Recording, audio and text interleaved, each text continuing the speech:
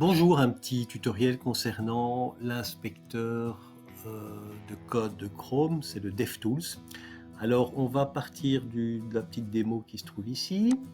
Et lorsqu'on est sur la démo, pour activer l'outil de développement, que faut-il faire? Soit CTRL Maj J et vous avez un volet qui s'ouvre sur votre droite. Je pense que par défaut, c'est sur la droite. Ou alors, vous faites clic droit ici, hein.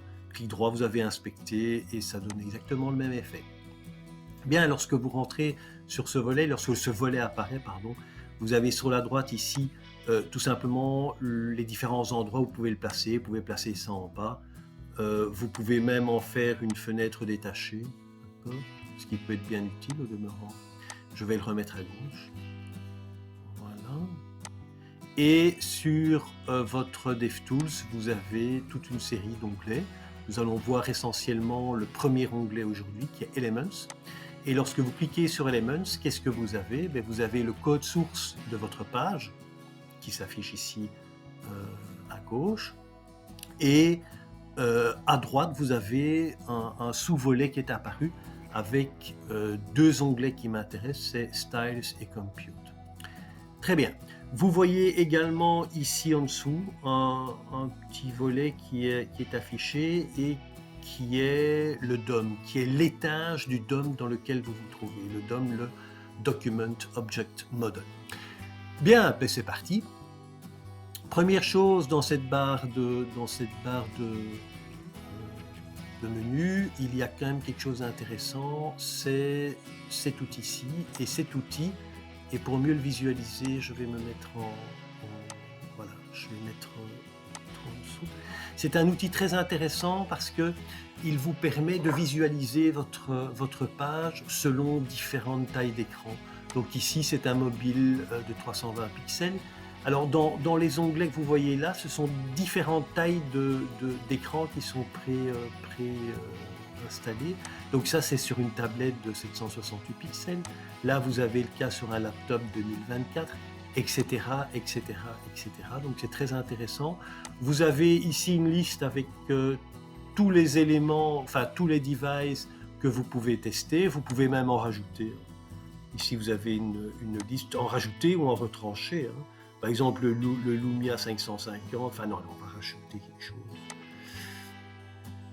On va rajouter quoi? On va rajouter le Nexus 4 qui n'existe pas. Voilà. Et vous voyez maintenant qu'apparaît dans votre liste le Nexus 4. D'accord? Bien, donc très pratique pour visualiser votre page ou votre site sur des écrans de tailles différentes. Je vais me replacer mon volet à droite, ça sera je pense mieux pour la... Et je vais faire... Ah oui, pour fermer l'aspect responsive, il suffit de recliquer sur l'outil. Voilà, vous recliquez sur l'outil et vous revenez à votre affichage normal. Alors, qu'est-ce qui nous intéresse aujourd'hui? Donc tout d'abord, pour rappel, dans l'onglet Elements, vous avez tout le code de votre page. Alors quand je parle du code de la page, c'est tout ce qui va être chargé sur l'ordinateur du client. Traduction, l'HTML, le CSS, le JavaScript. D'accord? Donc ici, vous ne voyez, voilà, dans le head, vous voyez que j'ai un link vers une feuille de style. Cette feuille de style, vous pouvez la voir très facilement. Vous allez sur Source. Et sur la source, vous voyez non seulement votre fichier, mais également tous les fichiers qui sont liés à votre fichier. Liés par quoi? Liés par un link, évidemment, ou évidemment un script SRC. Bien, maintenant, au niveau du code HTML lui-même, eh bien, vous constatez, parce que vous le voyez déjà avec la souris qui voyage, vous constatez que lorsque je survole body, eh bien, il va me mettre en surbrillance bleue le body. Alors ici, vous avez, c'est vrai qu'au sommet, là, vous avez une sorte de mauve, My Website sur un fond mauve, c'est tout simplement parce que vous avez un rouge en fond. Donc si vous le mettez en surbrillance bleue, voilà, vous avez la superposition des couleurs. Ce qui encadre la surbrillance bleue et qui apparaît en orange, ce sont les marges. Ici, ce sont les marges par défaut que le browser a rajouté à votre page. Vous le voyez ici d'ailleurs. Je vais aller tout de suite vous voyez ici le User Agent Style Sheet. C'est quoi le User Agent Style Sheet? C'est tout simplement lorsque vous ne définissez aucun style pour vos balises, il faut bien que vos balises puissent s'afficher dans la page. Eh bien, le browser va rajouter le minimum de style pour que votre balise puisse s'intégrer correctement dans la page. Eh bien, qu'est-ce qu'il a fait ici?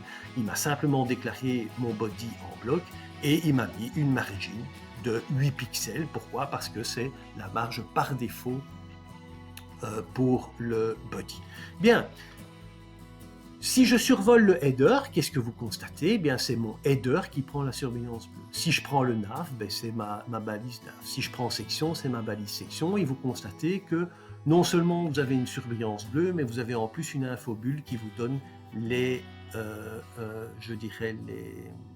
dimensions de votre balise. Alors oui, ici vous pourriez vous dire, tiens, c'est bizarre, je vois 381.33 fois 235.75 et si vous allez à droite dans le cadre qui matérialise la balise, vous voyez 381.33 fois 630. Attention, hein, là à droite c'est le body, hein, c'est pas votre balise section. Si je clique maintenant sur section, vous voyez que vous avez, mais il faut cliquer dessus évidemment, que vous voyez les bonnes dimensions à gauche et à droite.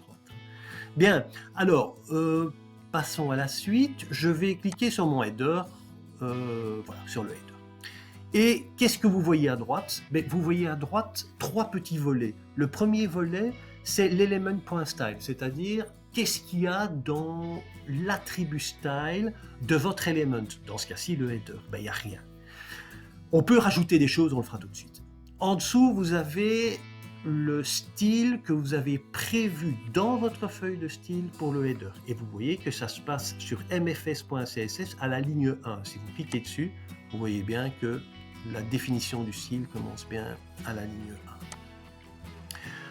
Ensuite, vous avez le User Agent Style Sheet. Alors, je le répète, je l'ai déjà dit, c'est évidemment la feuille de style par défaut que le browser impose à votre page pour pouvoir tout simplement afficher votre page. Et regardez ici, il a mis un header display block, c'est-à-dire que non seulement vous avez donné un style, mais lui a rejeté un display block. Alors, ce qu'on pourrait faire, parce que parfois vous voyez dans les volets styles, vous voyez parfois des propriétés barrées. Eh bien, je vais vous montrer ce que c'est une propriété barrée. Vous pouvez rajouter tout ce que vous voulez où vous voulez. Donc, si je clique au niveau de mon onglet Header, je pourrais très bien dire Display. Display quoi? Display block, tout simple. OK? Je fais Enter. Et qu'est-ce que vous constatez? Vous constatez que le Display block au niveau de User Agent Style Sheet a été barré. C'est normal. Le User Agent Style Sheet a constaté que maintenant on a placé un display block, je dirais à l'étage supérieur. Eh bien lui ne l'appliquera plus. On est bien d'accord hein, que ça se lit de haut en bas. D'abord vous avez le style de l'élément, ensuite votre feuille de style personnelle et ensuite le User Agent Style Sheet. Hein.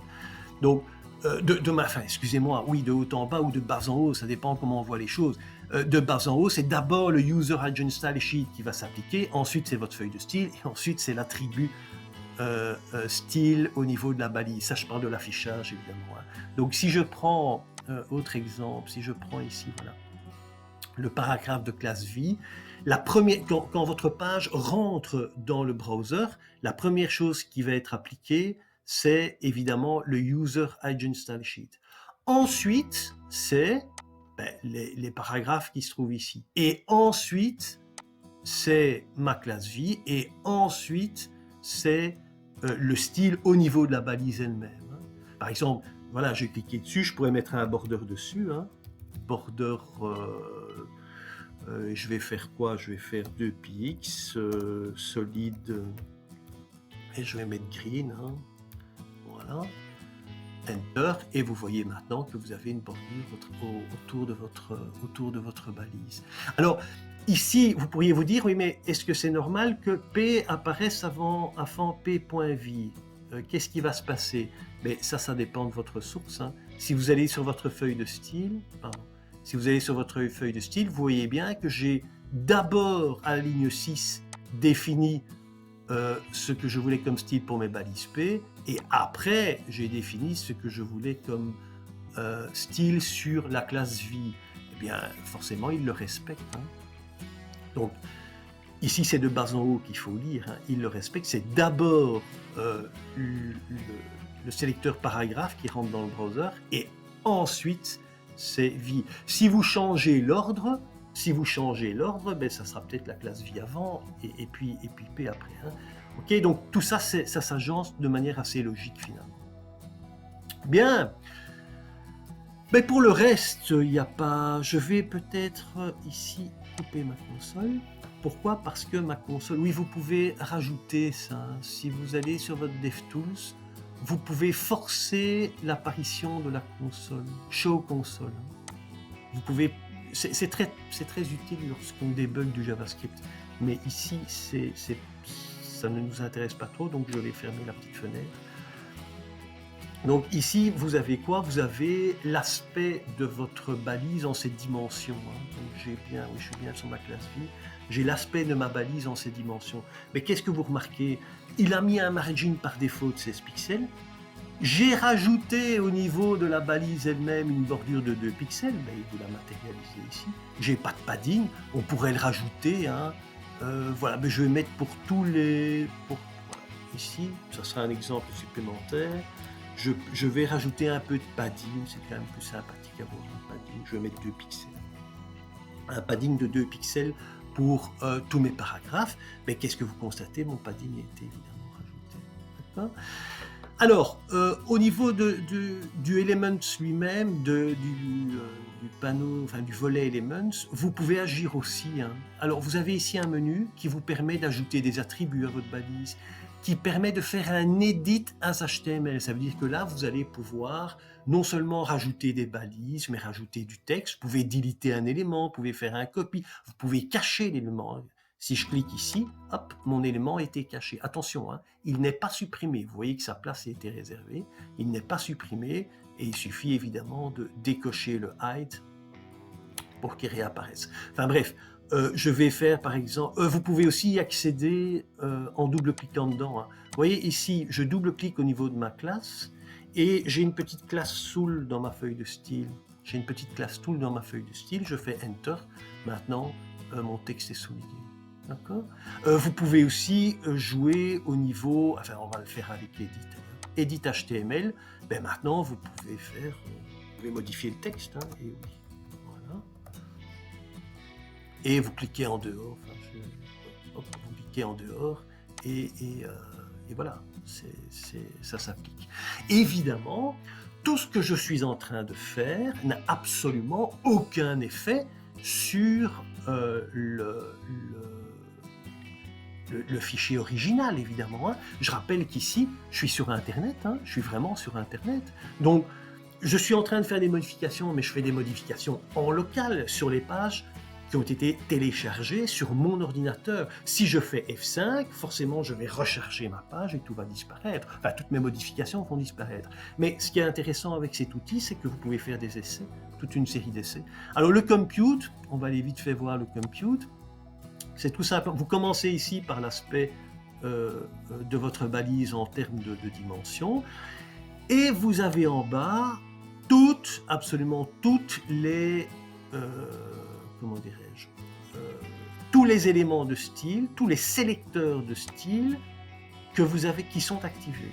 Que ce soit ceux que vous avez activés avec votre propre feuille de style ou que ce soit ceux qui ont été activés avec le User Agent Style Sheet. Maintenant, vous pouvez tout montrer.